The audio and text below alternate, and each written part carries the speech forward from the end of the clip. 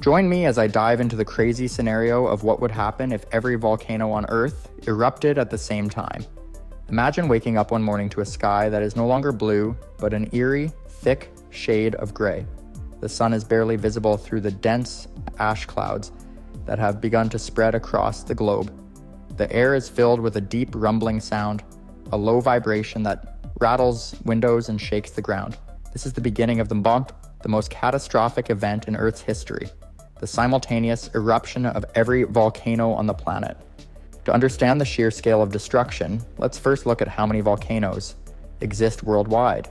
There are more than 1,500 active volcanoes on land, with an additional estimated tens of thousands located beneath the ocean. These underwater volcanoes, known as submarine volcanoes, make up the vast majority of Earth's volcanic activity. If all of them erupted at once, the first and most immediate effect would be a violent release of lava, ash, and toxic gases into the atmosphere. The force of these eruptions would send shockwaves across the planet, causing massive destruction before the full impact of the disaster is even realized. One of the biggest threats from a mass eruption would be the release of volcanic ash. This fine, glass-like substance is not just a visual nuisance, it is incredibly dangerous. Inhaling even small amounts can cause severe respiratory issues, and the sheer volume of ash released would make it nearly impossible to breathe in affected areas. Within minutes, airports would be forced to shut down, cars would become useless as engines clogged with ash, and buildings would begin to collapse under the weight of accumulating debris. This would leave entire cities in chaos, with millions of people trapped without access to transportation or emergency services. Beyond the immediate explosions and ash clouds, another catastrophic consequence would be the triggering of massive earthquakes. Volcanoes are closely tied to the movement of tectonic plates, and a simultaneous eruption would create intense seismic activity. Fault lines across the globe would be shaken to their core, leading to destructive earthquakes that could topple buildings, crack open roads, and even create giant fissures in the ground.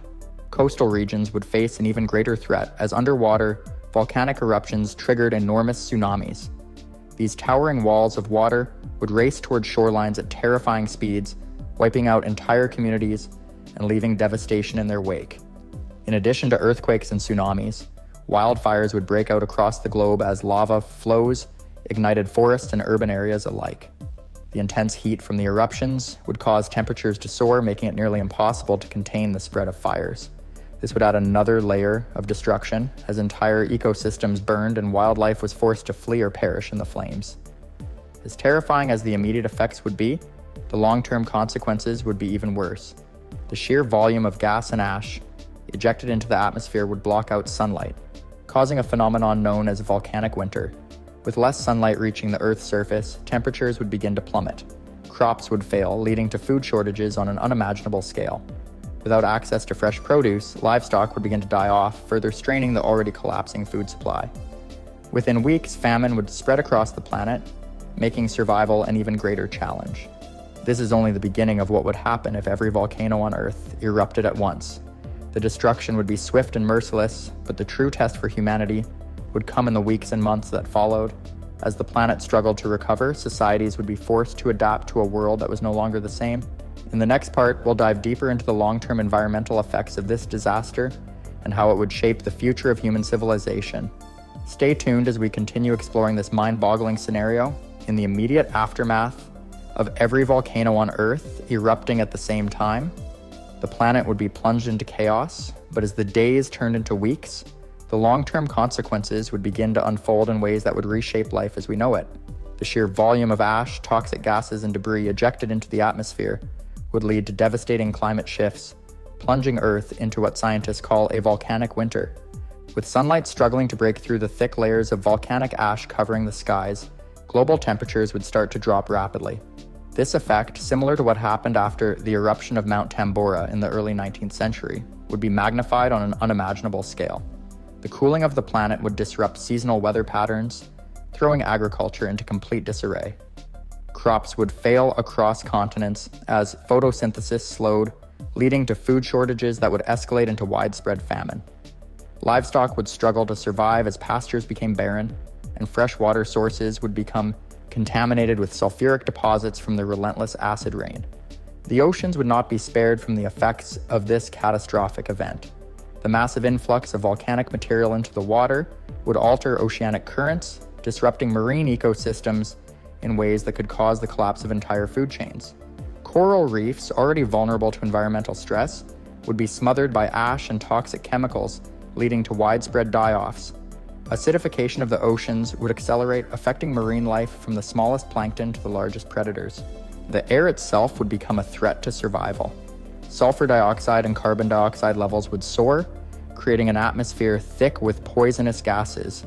Respiratory illnesses would skyrocket, with many struggling to breathe in the heavily polluted air.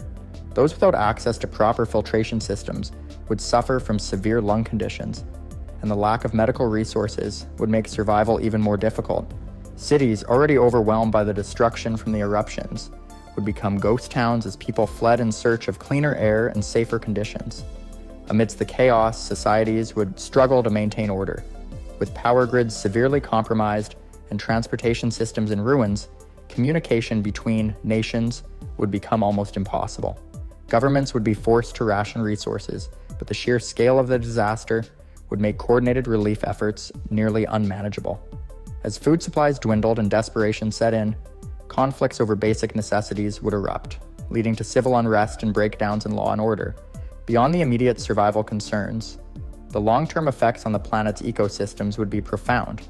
Entire species of plants and animals would face extinction as habitats were either destroyed by lava flows or rendered uninhabitable by the sudden climate shift.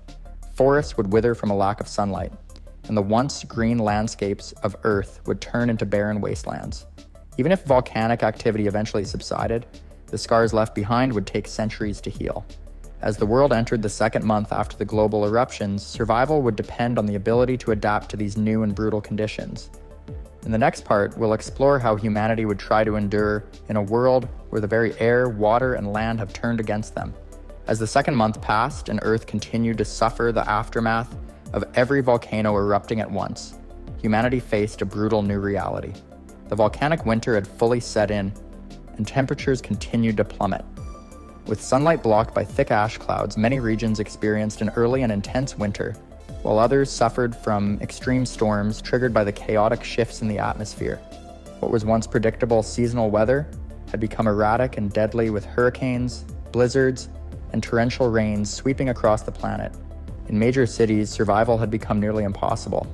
Without functional power grids, heating systems failed in colder regions, leaving millions exposed to freezing conditions. In warmer areas, acid rain and toxic air made outdoor survival just as deadly. People who had not evacuated early now struggled to find shelter, food, and clean water. Many underground bunkers and shelters, initially thought to be safe, were filling with toxic air seeping in from above. One of the most devastating consequences of this global disaster was the collapse of agriculture. By the third month, the lack of sunlight had completely halted photosynthesis in many regions.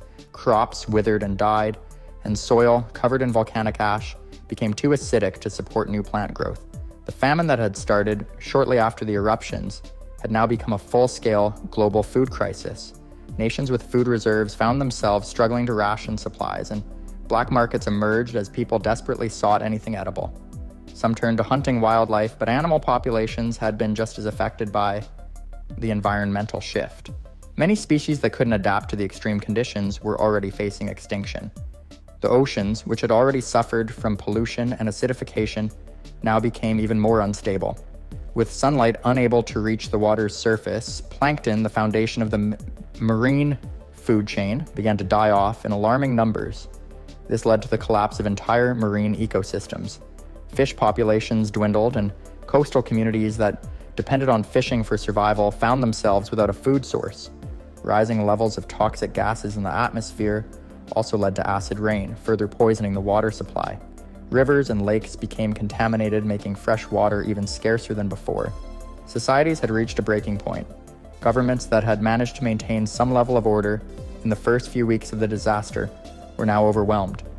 Global trade had completely collapsed, and many countries were forced into isolation, relying only on whatever resources they had left. Some regions attempted to form self-sufficient communities, but with so few resources available, conflicts erupted over food, water, and habitable land.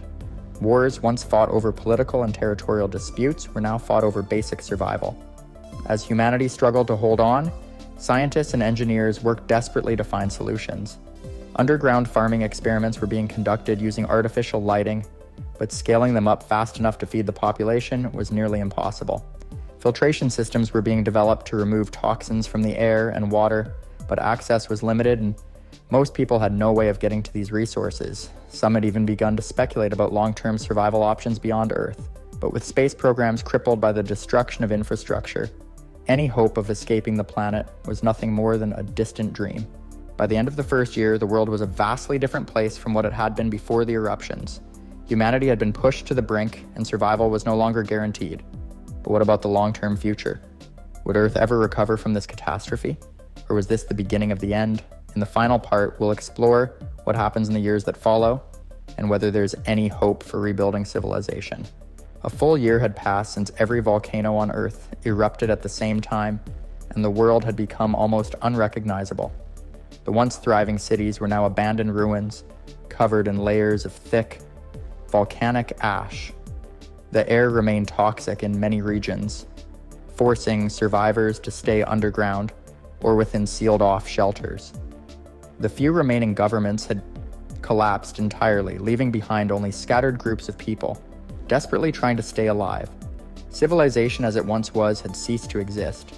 Despite the overwhelming devastation, Earth itself had begun a slow process of recovery. The initial phase of the volcanic winter had peaked, and while thick clouds of ash still filled the atmosphere, some regions had started to see faint glimpses of sunlight breaking through. This offered a small sign of hope, an indication that given enough time, the planet's natural systems might begin to stabilize.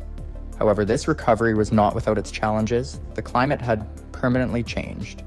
The average global temperature had dropped drastically, leading to what many now called a mini ice age. Entire regions that had once been warm and humid had transformed into frozen wastelands, while previously temperate zones experienced extreme, unpredictable weather patterns.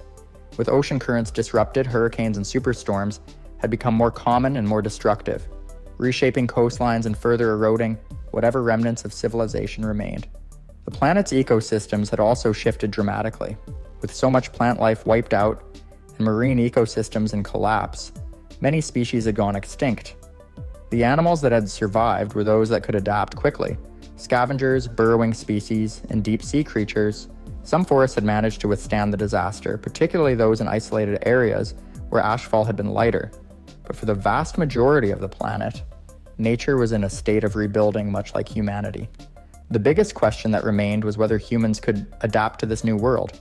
Many had already succumbed to starvation, disease, and exposure, but the most resilient had found ways to endure. Underground farming operations, though small, had begun producing limited amounts of food using artificial light and controlled environments. Engineers had developed new ways to filter and purify water, ensuring that at least some clean drinking sources remained available. In isolated regions, survivors had created small, self-sustaining communities, relying on whatever resources they could find. Communication between groups was rare but not impossible. Some had managed to repurpose old technology, using radios to broadcast messages in search of other survivors. These efforts had led to the formation of larger networks where people pooled their knowledge and supplies, slowly working toward rebuilding some form of organized society. It wasn't the world that once existed, but it was a start. The long-term future of Earth remained uncertain. If the volcanic activity had triggered more deep-seated geological changes, future eruptions could still be a possibility. The planet would likely take centuries to fully recover, with ecosystems slowly regenerating and climate patterns stabilizing over time. Humanity, however, didn't have centuries to wait. Survival depended on adaptation, resilience, and a willingness to embrace a harsh new way of life. While the world as it was before would never return, the disaster had proven one thing. No matter how extreme the conditions, life had a way of continuing. Even in the darkest moments, humanity had refused to disappear entirely. The question was no longer whether Earth could recover, but whether people could find a way to thrive in this transformed world. Would humanity rebuild? Or was this the beginning of a new primitive existence where survival came before progress? Only time would tell. Imagine looking at the news and seeing that Antarctica's vast ice sheets, stretching across millions of square kilometers, have vanished overnight. The sheer thought is enough to send chills down your spine, but it's also a hypothetical that highlights the fragility of our planet. Antarctica holds about 60% of the world's freshwater, locked away in its ice sheets. If all that ice disappeared in an instant, global sea levels would surge by over 58 meters, swallowing coastal cities and radically reshaping continents. This sudden event would plunge the world into chaos, starting with immediate flooding. Major cities like New York, London, Tokyo, and Sydney would be submerged underwater. Entire island nations, including the Maldives and Tuvalu, would cease to exist. Coastal regions that support hundreds of millions of people would become uninhabitable within hours. Ports, trade hubs, and airports located near shorelines would be underwater, effectively cutting off vital supply chains and triggering a domino effect of economic collapse. The immediate human cost would be staggering. Hundreds of millions of people would lose their homes in a single night, becoming climate refugees with nowhere to go. Countries already grappling with overcrowding or economic hardship would face insurmountable challenges trying to absorb such a massive influx of displaced populations. The resulting humanitarian crisis would dwarf anything the world has ever seen, putting unbearable strain on international resources and cooperation. In addition to the destruction of coastal infrastructure, the sudden disappearance of Antarctica's ice sheets would wreak havoc on global weather patterns. Ice plays a critical role in regulating the planet's temperature by reflecting sunlight back into space. Without it, Earth's natural cooling system would fail, causing a rapid increase in global temperatures. This albedo effect, as scientists call it, would accelerate warming, making extreme weather events like hurricanes, droughts, and heat waves more frequent and intense. Rivers, lakes, and other freshwater sources would also face contamination from saltwater intrusion, making clean drinking water scarce in many parts of the world. Crops near coastlines would be destroyed, and fertile farmland could turn into salty wastelands. This would jeopardize global food security, driving up prices, and leading to widespread hunger and political instability. The impact wouldn't just stop at sea level rise and flooding. Antarctica's ice sheets also serve as a stabilizing force for Earth's tectonic plates.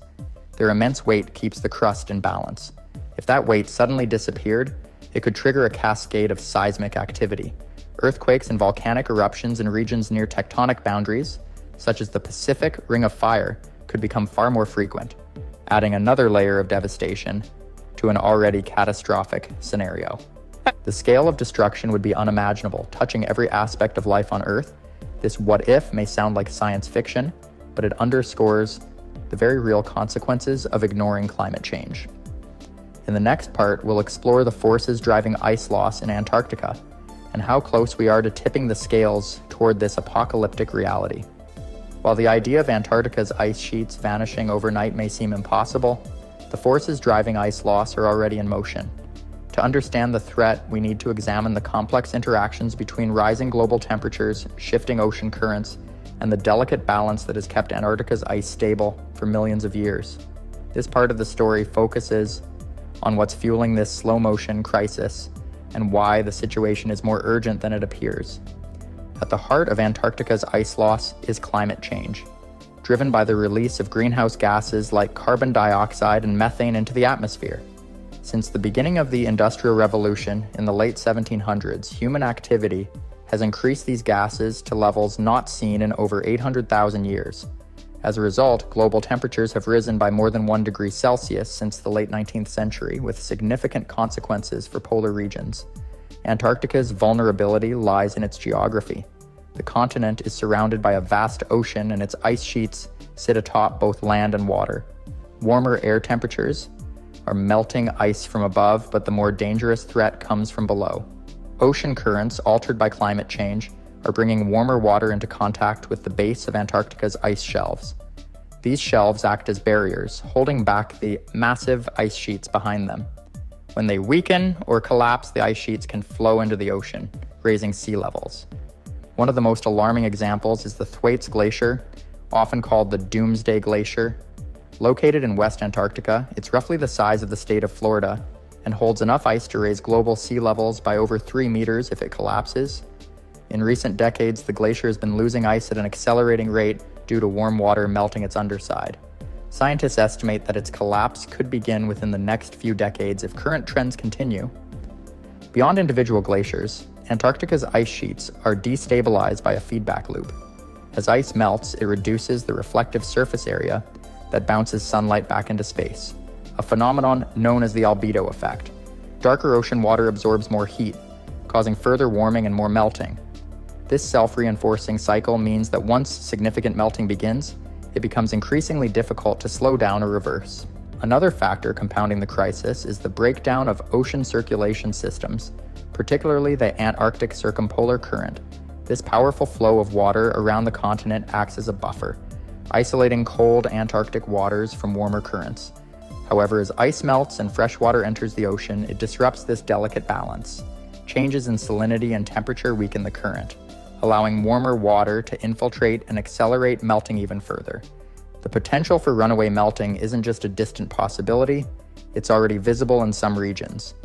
The Amundsen Sea, for example, has seen some of the most rapid ice loss in Antarctica, with several glaciers thinning by up to 9 meters annually. This rapid pace shows that large-scale ice loss can occur much faster than previously believed, raising concerns about how prepared humanity is for such an event. These complex dynamics reveal that Antarctica's ice sheets are not just melting, they're unraveling due to a perfect storm of climate-related factors. The situation is further complicated by the fact that much of the melting occurs in remote and inaccessible areas, making it challenging for scientists to fully monitor or predict the pace of change. Yet the warning signs are clear. Antarctica's ice sheets are approaching a tipping point, and their fate hinges on global actions to curb greenhouse gas emissions. In the next part, we'll delve into the ripple effects that this hypothetical collapse would unleash across ecosystems, economies, and societies worldwide. The impacts would extend far beyond rising sea levels, transforming the planet in ways we might not fully comprehend until it's too late. If Antarctica's ice sheets were to vanish overnight, the immediate aftermath would be catastrophic on a global scale. The most obvious and devastating consequence would be the dramatic rise in sea levels. Scientists estimate that the complete melting of Antarctica's ice could add roughly 60 meters to global sea levels. This would inundate major coastal cities such as New York, London, Tokyo, and Sydney, leaving vast regions underwater and displacing hundreds of millions of people almost instantly. The loss of Antarctica's ice would also create a domino effect across global ecosystems. Coastal wetlands, which act as natural buffers against storms and provide critical habitats for numerous species, would be submerged. These ecosystems are home to birds, fish, and countless other organisms that rely on the delicate balance of salinity and tidal patterns. Their disappearance would disrupt food chains and lead to a decline in biodiversity that could take centuries to recover. Marine ecosystems would also face significant disruption. The cold, nutrient-rich waters surrounding Antarctica play a critical role in supporting life across the Southern Ocean. These waters fuel the base of the food chain, sustaining krill populations that are essential to whales, seals, and seabirds. Without the ice sheets to regulate ocean temperatures and maintain the flow of nutrients, the entire marine ecosystem in the region could collapse, triggering a ripple effect through global fisheries and food supplies. Beyond ecological damage, the vanishing of Antarctica's ice would have profound effects on global weather patterns. The massive ice sheets act as stabilizers for the planet's climate system.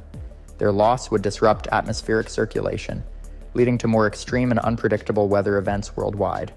Hurricanes and typhoons could become more powerful due to warmer oceans, while prolonged droughts and heat waves would threaten water supplies and agricultural yields in many regions.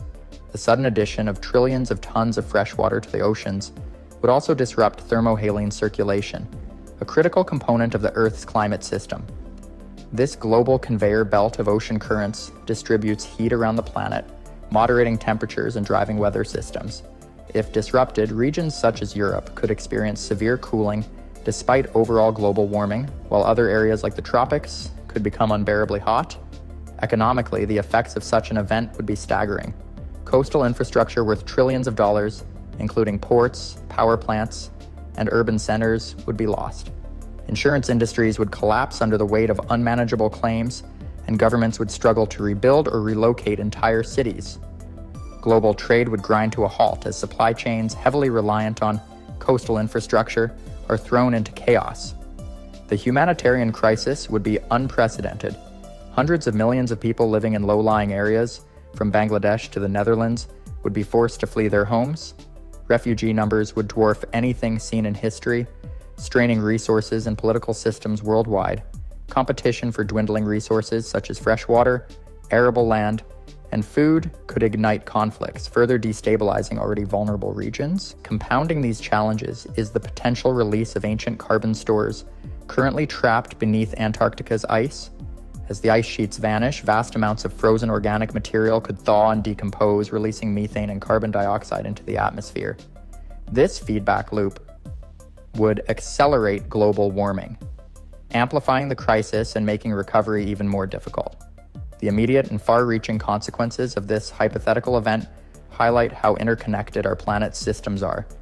The loss of Antarctica's ice would not only reshape the physical geography of the Earth, but also challenge humanity's ability to adapt and survive in a dramatically altered world. In the final part, we'll explore what actions can still be taken to prevent such a scenario and how the lessons of today could shape the future of the planet. If the ice sheets of Antarctica were to vanish overnight, the aftermath would serve as a grim wake-up call for humanity, revealing both the fragility of our planet and the urgency of collective action. Such a monumental event would leave no aspect of life untouched, forcing humanity to confront the profound consequences of a dramatically altered Earth. One of the most daunting challenges in the wake of this disaster would be global displacement. Entire nations such as the Maldives and Tuvalu would cease to exist beneath rising waters, and countless coastal cities around the world would become uninhabitable. This would trigger the largest migration crisis in human history. Governments and international organizations would face the unprecedented task of resettling hundreds of millions of refugees, requiring new infrastructure, housing, and resources in already crowded and resource-strained regions. Without coordinated global efforts, competition for survival could lead to widespread unrest and geopolitical instability. In addition to displacement, the loss of Antarctica's ice would have irreversible effects on agriculture and global food security.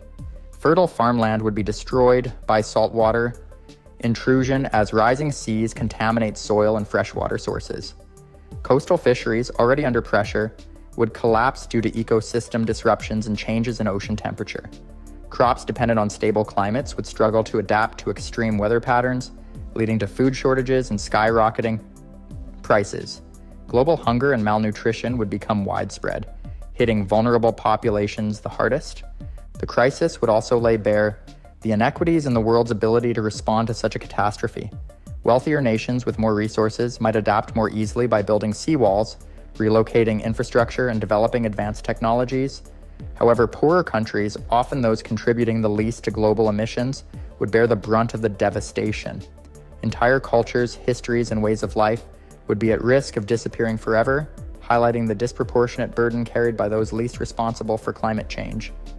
As the world grapples with these challenges, humanity would be forced to reconsider its relationship with the planet.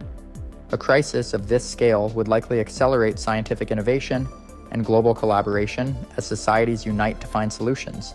Renewable energy technology would become an urgent focus, as reducing greenhouse gas emissions would be critical to preventing further climate catastrophes. Countries would have to move beyond short-term interests and work together to rebuild, adapt, and create systems capable of withstanding the new realities of a transformed planet. Furthermore, the disappearance of Antarctica's ice would offer valuable lessons about the long-term consequences of inaction.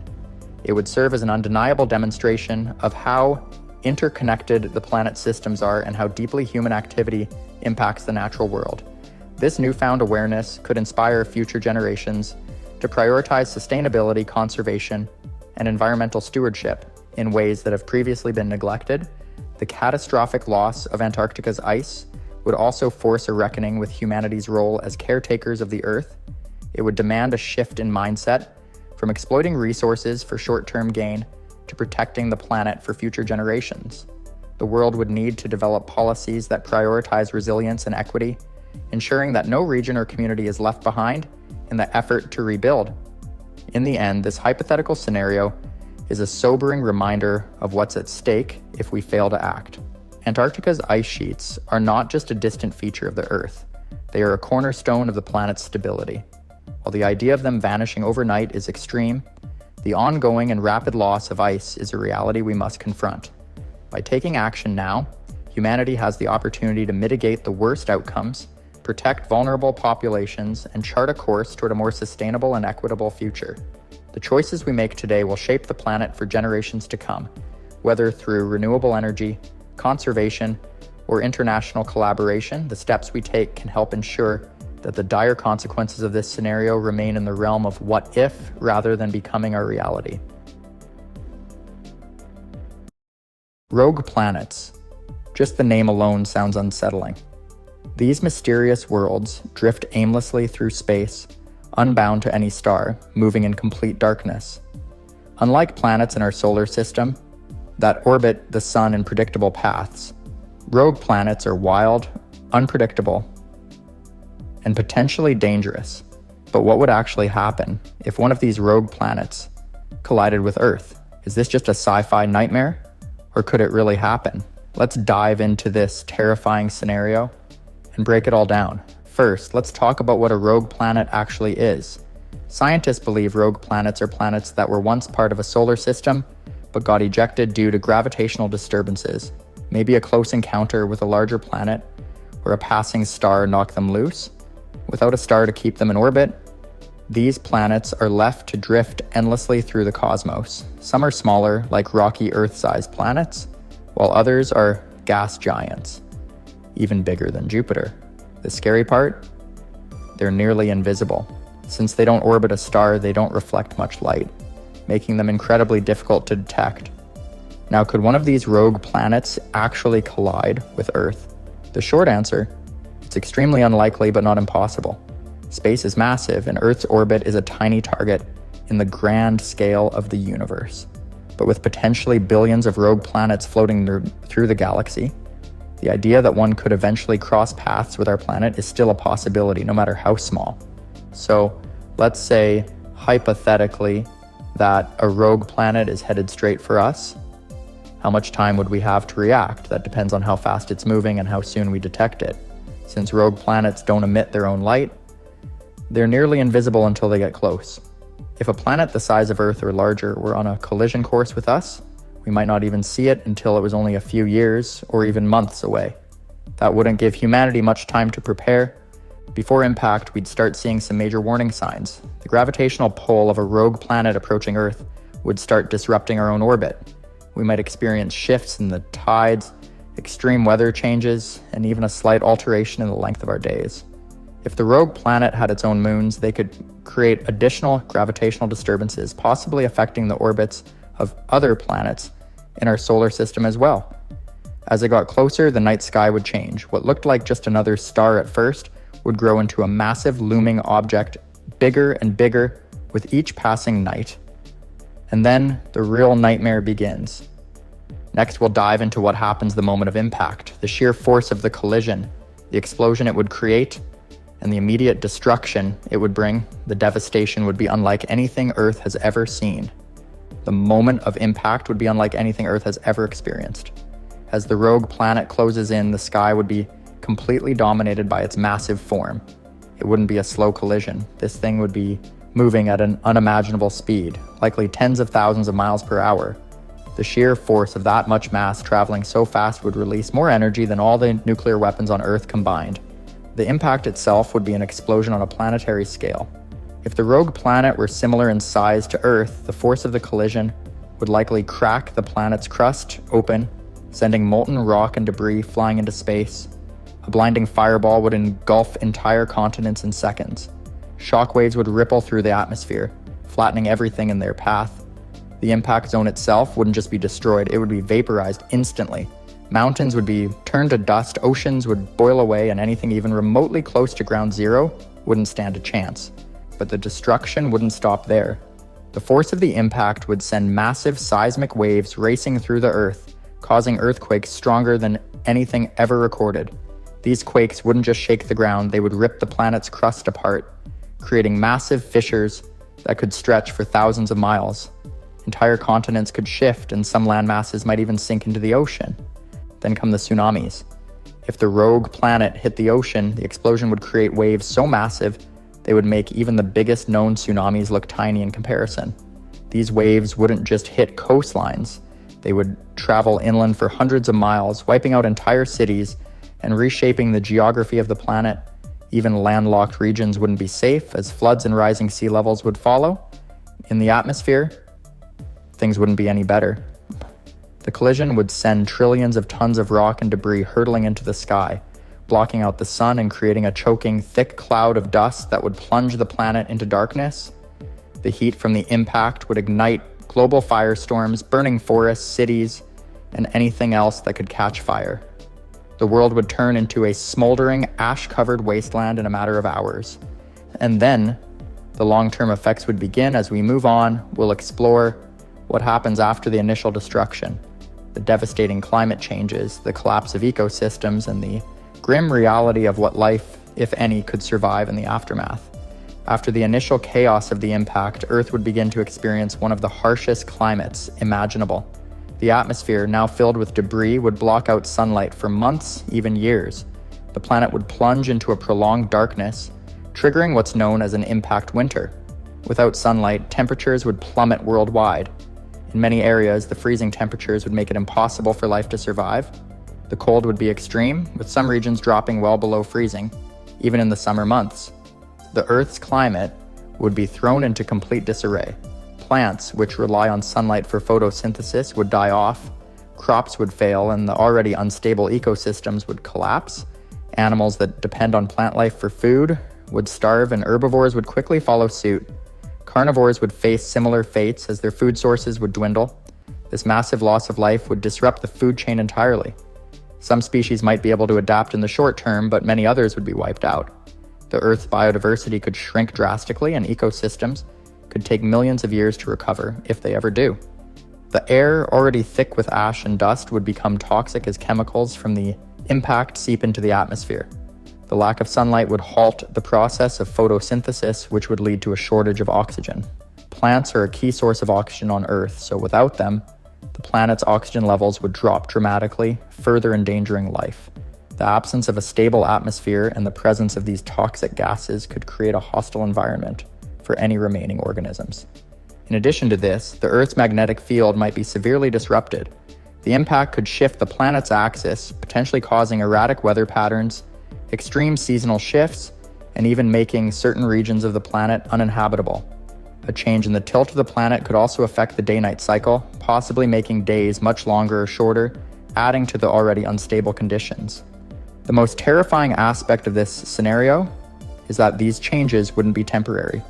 Even after the dust and debris begin to settle, the Earth would still be a shell of what it once was. The combination of the planet's severely damaged ecosystem, drastically reduced oxygen levels, and intense radiation would create a world that's nearly impossible to survive in. Any remaining survivors would face an extremely harsh, inhospitable reality. In the next part, we'll look at the possibility of life on Earth enduring this catastrophe, the long-term survival of humanity, and the potential for rebuilding in a world so drastically changed. The aftermath of a rogue planet collision would undoubtedly leave Earth in a state of chaos and near destruction, but what about the possibility of life hanging on? Could humanity, or any form of life, make a comeback after such a catastrophic event? While the future would seem grim, the concept of resilience remains a possible, though unlikely, factor in this nightmare scenario. For humanity, the surviving few would face an unimaginable challenge. Those who manage to survive the initial impact and subsequent extreme conditions would be forced into isolated, harsh environments, possibly underground or in specially designed shelters that could withstand the cold, lack of oxygen, and radiation. These shelters would be critical, as any remaining surface life would likely be unsustainable for long periods. The possibility of finding food would be near impossible, given the collapse of ecosystems. Any remaining crops would have been destroyed by the freezing temperatures, and the few animals left alive would be under intense pressure from the hostile environment. In terms of technology, humanity might have a chance to use what resources are left to rebuild. It wouldn't be a quick process, though. Even with the most advanced tools, the lack of resources, combined with the extreme environmental conditions, would make survival a constant struggle. The limited supplies of food and water would soon run out, and the lack of any meaningful trade or production would leave societies isolated, clinging to whatever was left of civilization. The loss of power, internet, and communication would make it impossible to maintain any form of global government or coordinated effort to recover from the catastrophe. Surviving in the aftermath of a rogue planet collision would also mean facing a planet that's unrecognizable. Earth's environment would continue to shift unpredictably with the lack of a stable ecosystem, making recovery even more difficult. If any plants or animals could adapt to the new brutal conditions, it would likely take thousands or even millions of years for them to evolve into something resembling life as we knew it before. The survival of humanity would depend on how well the remaining survivors could adapt to the changes and utilize the little they have left. The idea of a rogue planet hitting Earth remains a terrifying hypothetical, but it's one that serves as a reminder of how fragile our existence truly is. The universe is full of unpredictable forces, and though the chances of a rogue planet colliding with Earth are incredibly slim, the devastation it would cause is something we cannot ignore. This scenario pushes us to think about our place in the cosmos and reminds us that we must continue to study the unknowns of space to understand more about the dangers that may lurk beyond our solar system. With advancements in technology and space exploration, humanity might one day be able to detect rogue planets early enough to make adjustments. We're already making strides in detecting objects that could threaten our planet, and hopefully with time, we'll have the tools to prevent such a catastrophe. But until then, the thought of a rogue planet colliding with Earth is a chilling reminder of the vulnerability of life on our planet. Thank you for joining me on this deep dive into the possibility of a rogue planet hitting Earth. If you got any thoughts or theories of your own, I'd love to hear them in the comments. And if you're interested in more discussions on the mysteries of space and Earth's future, don't forget to check out my other videos. Imagine waking up to the sound of howling winds, rain hammering against windows, and a sky that remains permanently dark. Days turn into weeks, but the storm never lets up. This isn't just another extreme weather event, this is the new reality. A superstorm that never ends, an unstoppable force reshaping life on Earth. For years, scientists have warned about the growing power of storms, but no one expected something like this. Climate change had already pushed hurricanes, typhoons, and cyclones to their limits, fueling stronger winds and heavier rains. Then, conditions aligned in a way that no one had ever seen before. A perfect storm formed, a system so large and intense that it became locked in place, endlessly feeding off the ocean's warmth and the atmosphere's moisture. At first, it seemed like a typical hurricane. Meteorologists tracked its path, governments issued warnings, and people prepared to evacuate. But days passed, and instead of weakening, the storm grew stronger. The eye of the storm, where calm conditions usually appear, disappeared entirely. Winds reached speeds never recorded before, tearing through cities with relentless force. The storm surge pushed inland, swallowing coastal towns whole. Air travel came to a halt, ships were lost at sea, roads vanished under floodwaters. Millions of people tried to flee, only to find themselves trapped. As highways turned into rivers and bridges collapsed under the strain, emergency response teams were overwhelmed. Power grids failed, plunging entire regions into darkness. Food supplies dwindled as stores ran out of essentials, and farms were left in ruins. As days turned into weeks, scientists realized something terrifying. This storm wasn't going away. It had become self-sustaining, locked in a feedback loop that kept it alive. The planet's rising temperatures had created the perfect conditions for a never-ending storm, and without a way to disrupt it, humanity faced a future where the weather was no longer just unpredictable, it was unstoppable. As the weeks stretched on, the superstorm became more than just a weather event. It became a force of nature that reshaped the planet. The atmosphere, now permanently unstable, continued feeding the storm with warm air and moisture. Scientists scrambled to understand why it wasn't dissipating, but every attempt to predict its end resulted in the same answer: there was no end. With no sunlight breaking through the thick storm clouds, temperatures dropped in some regions, while others experienced an unnatural humidity that made survival unbearable. Crops failed as floodwaters drowned entire farmlands. Areas that relied on seasonal rain patterns faced a new challenge: too much water, too fast. The constant deluge washed away topsoil, turning fertile land into useless swamplands. Without agriculture to sustain them, supply chains collapsed and food shortages turned into a global crisis. Coastal cities suffered the worst. Massive storm surges swallowed entire neighborhoods, turning once thriving metropolitan areas into flooded wastelands. Saltwater intrusion contaminated freshwater supplies, leaving millions without drinkable water. Inland regions weren't spared either. Rivers overflowed, dams failed, and landslides buried towns under mud and debris. The constant battering of high-speed winds tore buildings apart, leaving behind skeletal remains of once strong structures. Governments struggled to maintain order, evacuations turned chaotic, as roads remained impassable and airports remained shut down indefinitely. Military forces were deployed for rescue operations, but even they were limited by the storm's relentless power. Satellites captured haunting images from space, an enormous, unbroken swirl of clouds covering vast portions of the Earth. It was no longer just a superstorm, it had become the defining feature of the planet's climate. With communication lines down in many regions, isolated communities were left to fend for themselves. In some places, the storm created permanent refugees, millions of people forced to abandon their homes, seeking shelter in underground bunkers, reinforced buildings, or any place that could offer even temporary protection. The world was rapidly changing, and for the first time in human history, civilization faced a battle against a storm that had no end in sight. As the superstorm persisted, the world's infrastructure faced an unprecedented collapse. Roads and bridges, weakened by unrelenting floods and hurricane-force winds, crumbled into the rising waters. Railways twisted and snapped, cutting off vital supply routes.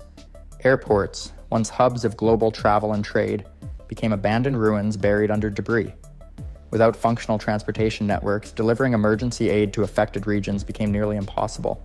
Entire nations were plunged into darkness as power grids failed under the stress of constant lightning strikes, fallen transmission towers, and waterlogged electrical systems. The lack of electricity created a new crisis.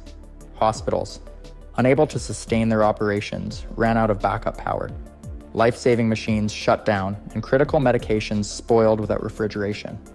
The world's healthcare systems, already strained, collapsed under the sheer number of injuries, infections, and illnesses brought on by the storm. Contaminated floodwaters became breeding grounds for deadly diseases, spreading infections at a rate never seen before. With hospitals overwhelmed, survivors were left to rely on makeshift clinics, volunteer medical teams, or whatever supplies they could scavenge. Meanwhile, the Earth's geography itself began to shift. Entire coastlines disappeared as erosion accelerated, swallowing entire towns. Riverbanks widened unnaturally, permanently altering landscapes. Deserts, once arid and lifeless, saw unexpected storms carving deep canyons into their surfaces. Some mountain ranges faced continuous landslides, reshaping their terrain in real time. Scientists monitoring satellite data confirmed that the planet's weather systems had entered a state of permanent chaos. The psychological impact on humanity was staggering. With no sign of the storm weakening, hopelessness spread as fast as the floodwaters. Some communities turned to desperate measures, forming isolated enclaves and defending their resources against outsiders. Others abandoned their homes entirely, seeking shelter in underground facilities, abandoned subway systems, or deep caves. Governments, struggling to maintain order, enacted martial law in an attempt to stop widespread looting and violence. Despite the chaos, efforts to adapt began. Engineers worked on storm-proof structures designed to withstand constant battering. Scientists searched for ways to manipulate the atmosphere, hoping to break the storm cycle. Plans were made to construct floating cities, using advanced technology to create sustainable habitats above the floodwaters. Yet with resources stretched thin and survival the top priority, the question remained, was there any real hope of escaping a storm that refused to end? As the world adjusted to the reality of a never-ending superstorm, survival became a test of human resilience and ingenuity. With no hope of the storm dissipating, scientists focused on radical solutions to stabilize the atmosphere. Some proposed large-scale geoengineering projects, such as injecting aerosols into the upper atmosphere to alter weather patterns, or constructing massive ocean barriers to disrupt storm formation. However, these plans carried immense risks. Tampering with the planet's delicate climate balance could lead to even worse consequences. With much of the land rendered uninhabitable, new methods of living had to be developed.